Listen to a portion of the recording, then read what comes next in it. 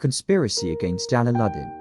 While instigating Alauddin to revolt against Alauddin, Malik Khaja's supporters emphasized that he needed a lot of money to raise a large army and stage a successful coup. Malik Khaja's revolt had failed for want of resources.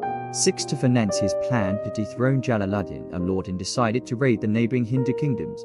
In 1293, he raided Bilsa, a wealthy town in the Paramara kingdom of Malwa, which had been weakened by multiple invasions. At Bilsa, he learned of the immense wealth of the southern Yadava kingdom in the Deccan region, as well as about the routes leading to their capital Devagiri. Therefore, he shrewdly surrendered the loot from Bilsa to Alauddin to win Sultan's confidence, while withholding the information on the Yadava kingdom. To please Alauddin gave him the office of a Rizai Mamalik Minister of War, and also made him the governor of Awad. 9. In addition, the Sultan granted Alauddin's request to use the revenue surplus for hiring additional troops. 10. After years of planning and preparation, Alauddin successfully raided Devagiri in 1296. He left Devagiri with a huge amount of wealth, including precious metals, jewels, silk products, elephants, horses, and slaves. 11. When the news of Alauddin's success reached Alauddin, the Sultan came to Gwalior, hoping that Alauddin would present the loot to him there.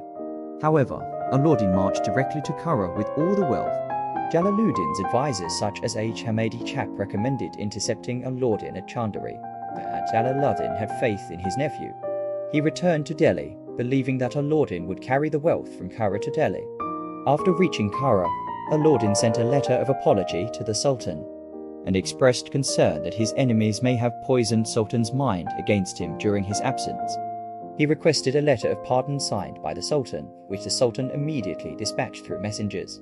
At Kara, Jalaluddin's messengers learned of Alauddin's military strength and of his plans to dethrone the Sultan. However, Alauddin detained them and prevented them from communicating with the Sultan.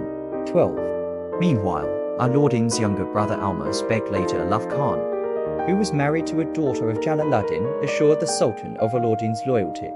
He convinced Jalaluddin to visit Kara and meet Alauddin, saying that Alauddin would commit suicide out of guilt if the Sultan didn't pardon him personally. A gullible Jalaluddin set out for Kara with his army. After reaching close to Kara, he directed Hamedi Chap to take his main army to Kara by land route, while he himself decided to cross the Ganges River with a smaller body of around 1,000 soldiers. On July 20, 1296, Alauddin had Jalaluddin killed after pretending to greet the Sultan and declaring himself the new king. Jalaluddin's companions were also killed, while Hamedi Chap's army retreated to Delhi.